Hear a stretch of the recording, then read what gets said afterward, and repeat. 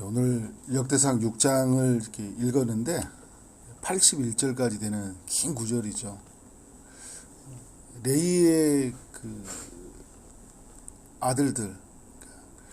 레이의 아들들이 이제 게르손과 고아와 이제 고핫과 무라리가 있었는데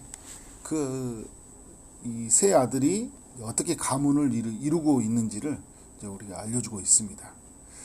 레이는 여러분 어떤 사람입니까?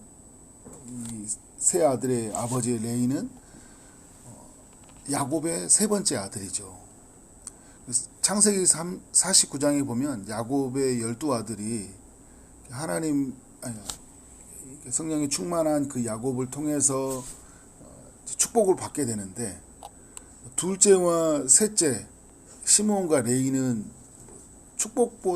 축복이라기보다는 저주에 가깝죠. 저주에 가까운 그런 메시지를 들어요. 그래서 이들에게는 땅을 이제 기업으로 주지 않고 이스라엘 가운데 흩어져 산다. 이런 메시지를 듣게 됐죠. 그래서 여러분, 이 시므온 같은 경우에는 자기 이렇게 분깃이 없으니까 유다 지파에서 이렇게 받아서 이렇게 살잖아요. 레이 같은 경우에는 어떻게 합니까? 레이는 이스라엘 12지파에 흩어져서 이제 살아야 됐어요. 12지파로 흩어져서. 왜 이런 일들을 겪어야 됐죠? 레이와 형 시므온이 동생 디나가 세겜 사람들한테 강간을 당했는데, 이것에 대한 복수심 때문에 어떻게 해요? 잔인하게 학살을 해버렸잖아요. 그래서 이런 어떤 삶의 결과가 이루어졌어요. 그런데 여러분, 이 레이 지파의 삶이 이렇게 뭔가 바뀌어가는 것들을 보여줘요. 성경은 저주가 축복으로 바뀌어졌어요. 각 땅에 흩어져 사는 건 변하지 않는데 각 지파 안에서 제사장적 역할을 하는 거예요. 영적이 말씀을 가르쳐주고 그들을 예배로 인도하는 역할들을 하는 거예요. 레이 지파 후손들이. 어떤 일이 있었습니까? 우리가 출애굽기의 내용을 알고 있죠. 출애굽기 아래 그 시내산에서 사람들이 우상 숭배할 때, 금송아지 숭배할 때 레이 자손들은 누구 편에 섰습니까? 하나님 편에 섰어요. 그래서 그 하나님 편에 선 사람들을 이제 어떻게 해요? 바꿔주셨죠. 반전을 시켜주셨어요. 이스라엘을 섬기는 역할로. 흩어져 사는 건 변함이 없지만 제사장적 역할을 감당하도록 한 거죠. 그래서 여러분, 우리에게 주는 이렇게 메시지들이 뭘까요, 여러분? 하나님께 진심으로 뉘우치고 회개하면 하나님 용서하시고 다시 사용하신다는 거예요. 그리고 어떻게 해요? 저주를 축복으로 바꾸어 가신다 라는 것을 이제 우리에게 알려주고 있죠. 그래서 오늘 여러분, 그래서 이게 모든 게 은혜라는 게 뭐냐면, 레이가 사실 이렇게 하나님의 언약 안에 있고, 그리고 그 언약 안에 있는 백성들 중에 너무 중요한 역할을 감당하는 게 은혜예요. 어떻게 레이가 감당할 수 있겠어요? 은혜죠. 근데 여러분, 레이의 아들들을 보면 어떤 역사가 이루어지냐면, 게르손과 그핫과 무랄이잖아요. 그러면 누가 장자입니까? 게르손이죠. 근데 2절에 보니까 누구로부터 시작해요? 그핫의 아들들로 시작을 하죠. 성경은 이제 계속 우리에게 이야기를 해주고 있어요. 아담에게서는 누구예요? 셋째 아들인 셋의 이야기가 나오고, 그렇죠? 그리고 그 이삭에게서는 둘째 아들 야곱이 주도적으로 하고, 그리고 야곱에게는 이제 넷째 아들인 유다가, 그리고 이제 11번째 아들인 요셉이 이제 장자적 역할을 감당하잖아요. 그리고 나중에 역사를 보더라도 다윗이 이새의 7번째, 뭐 어떤 성경은 8번째 아들이기도 하는데, 그리고 솔로몬은 다윗의 한 10번째 아들 정도 되잖아요. 그러니까 뭘 이야기해주고 있습니까? 첫째라고 해서 다 축복을 받는 건 아니에요. 장자적 축복을 받는 건 아니에요. 그게 이제 어떻게 하는 거예요? 축복은 이동할 수 있다. 근데 그리고 둘째가 더 큰 일을 할 수 있다. 그리고 나중된 자가 먼저 될 수 있다. 이런 메시지를 주고 있는 거죠.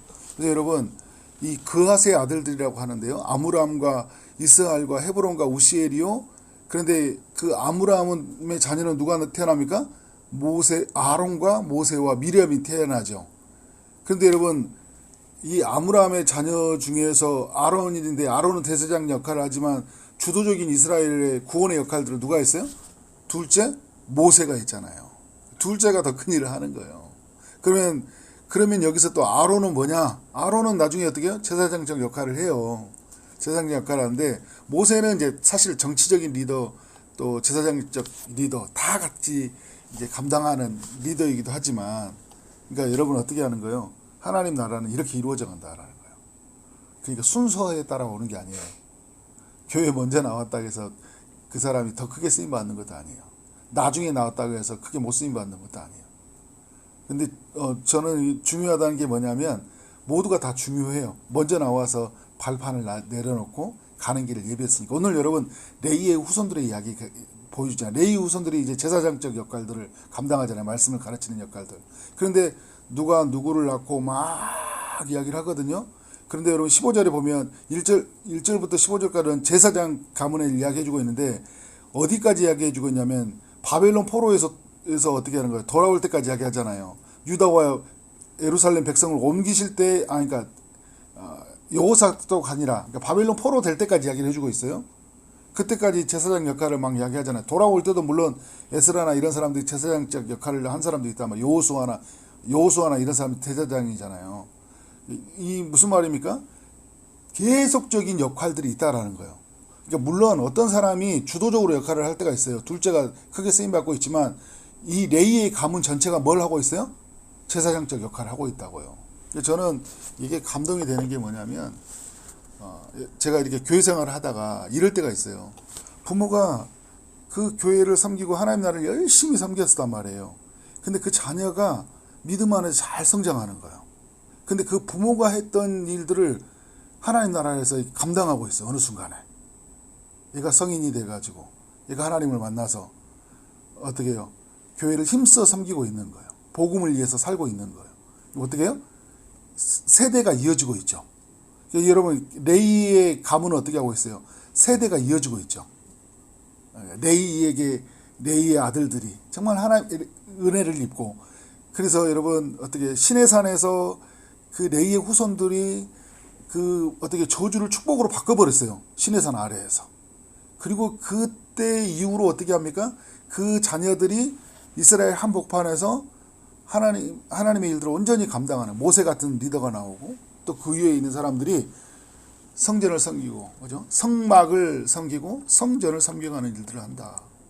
저는 우리에게도 이런 기도 제목이 되었으면 좋겠어요. 우리의 자녀 세대들이 나보다 더 주를 잘 섬기도록, 그죠? 나보다 더 주 앞에 열심히 있도록, 하나님 앞에 더 신실해지도록, 더 기도의 사람이 되어달라고, 더 예배의 사람들이 되어달라고 여러분 기도하길 바랍니다. 여러분 그래서 6장의 이 내용을 보면 이 레위의 후손들인데, 레위의 후손들이 이 정말 많은 이야기를 해주고 있잖아요. 다른 지파도 물론 유다 지파의 사람들도 굉장히 많이 이야기해주고 있지만, 유다 지파 다음으로 레위 지파 사람들의 이야기의 분량을 막 소개해주고 있는 것 같아요. 왜 이렇게 레위 지파 사람들을 이렇게 이야기해준 걸까요? 이들은 성전에서 예배를 관장하고 있기 때문에, 율법의 말씀을 가르치는 역할을 하고 있기 때문에 매우 중요한 거예요. 이스라엘 사람들은 어떻게 해요? 예전에 광야에서 이동할 때도 성막을 중심으로 이동했잖아요. 이게 무슨 말입니까? 하나님이 중심이고 말씀이 중심이고 예배가 중심이라는 걸 알려주게 한 거예요. 그 성막이 중앙에 있다는 것은. 오늘 또 여러분 역대상이 이렇게 1장부터 9장까지 있는 내용에 거의 중간 정도의 그 배치가 되어 있다는 걸, 레위 자문이 배치가 되어 있다는 것은 이들의 역할이 굉장히 중심적 역할을 하는데, 그 중심적 역할이 중요한 건 뭐예요? 예배가 중요하다라는 걸 이야기해주고 있어요. 48절에 보면 이들이 이런 어떤 것들을 맡았냐고 하냐니까, 성전에 어떻게 해요? 하나님의 집 장막의 모든 일을 맡았다 이야기하고 있어요. 하나님의 집에 이래 모든 일을 맡아서 이들이 봉사하고 나아갔던 거예요. 그래서 어떻게 제사를 집례하는 일들, 그죠? 그 다양한 일들을 감당했어요.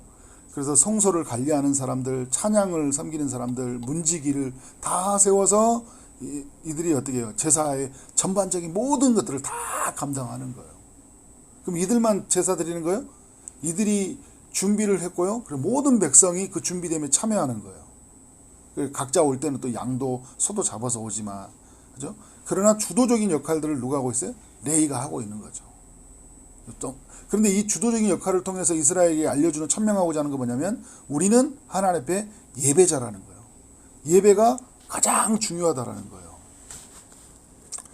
그래서 여러분 오늘 이렇게 보면 이 온전한 예배가 되어지도록 하기 위해서 얼마나 많은 사람들이 세워졌고, 그리고 얼마나 많은 세대의 사람들이 헌신했는지 몰라요. 그래서 어떻게 합니까? 예배가 예배되어지는 거예요. 성전이 성전되어지는 거예요. 성도가 성도되어지는 거예요. 얼마나 중요했으면 여러분 몇 사람만 세워도 되는데, 그럼 우리 이렇잖아요. 예배 목사 한 명만 있어도 되잖아요. 그죠? 사실 다 돼요. 뭐 악기 없어도 다 돼요. 여러분 다 되죠? 아니 말씀 인도하는 사람 한 명만 있고 그냥 모여있으면 예배가 되는 거예요. 그런데 어떻게 하고 있어요? 다 세워요. 문지기, 찬양대, 우리 주일날 막 드럼 세우고 여기 다 막 하려 하잖아요. 그죠? 드럼 세우고 베이스 세우고 막 했던 그들 경험이 있는데, 그죠? 어떻게 해요? 다 세워서 누구를 높이는 거예요? 하나님을. 우리 보기 좋게 하는 게 아니잖아요. 누구를 높여드리기 위해서? 하나님을 높이기 위해서. 하나님을 높이기 위해서 성전의 예배들을 감당하는 모습들을 볼 수 있다. 그러니까 여러분 우리는 그런 것 같아요. 아무리 세상이 변해도요, 우리가 예배자라는 것을 놓치면 안 된다. 그러니까 세대가 세대를 막 이어져 가잖아요. 저는 이렇게 쭉 막 누가 누구를 낳고 누가 누구를 낳고, 그래서 처음부터 끝까지 쭉 갔다가 다시 이제 막 쭉 갔다 이렇게 이야기를 하잖아요. 찬양대에는 누가 생겼다, 누구 아들이 생겼다 막 이야기하잖아요. 다시 거꾸로 올라가기도 하고, 그죠? 누구의 아들이었더라, 그것은 누구의 아들이었더라. 그래서 역사를 거슬러 올라가고, 그러면서 우리에게 깨우치는 게 뭐냐면, 이렇게 하나님의 사람들을 세워서 예배가 이어졌다라는 거예요, 오늘까지. 그래서 여러분 이 이스라엘의 독자들에게 이야기하고 있는 거예요. 이 역대기를 가지고 우리는 절대 예배하는 삶을 잃어버리면 안 된다라는 거예요. 이들에게는 여러분 이 어려움이 뭐냐면, 나중에 성전이 다 파괴되어 버렸잖아요. 포로로 끌려갔거든요. 포로로 다시 돌아왔어요. 그래서 역대기가 기록되거든요. 근데 역대기를 통해서 알려주는 거예요. 우리는 절대 예배를 잃어버려서는 안 된다라는 거예요. 그래서 여러분 성전 공사하고, 그래서 어떻게 말씀 가르치고, 에스라나 이런 사람들이 어떻게 말씀 가르쳐주고 그렇게 서는 거예요, 하나님 앞에서. 아무리 세상이 바뀌어도 우리는 예배가 놓칠 수 없다. 예배는 우리의 삶의 중심이다. 예배에 대해서는 하나님을 더욱 사랑해야 된다라는 걸 우리가 알려주고 있는 거죠.